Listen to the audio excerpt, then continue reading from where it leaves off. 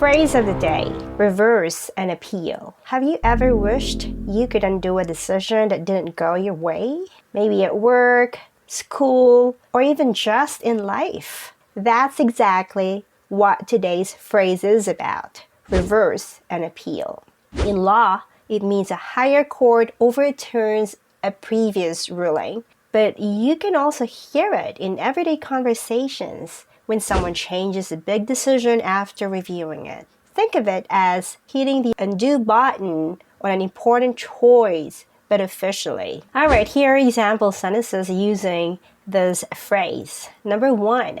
The court reversed the appeal after discovering new evidence. Number 2. They were shocked when the company reversed the appeal and approved the project. Curious what phrase could help you describe handling tough situations gracefully? Don't miss tomorrow's word. It's one you'll use all the time. And hey, subscribe so you never miss a lesson. See you there. Take care.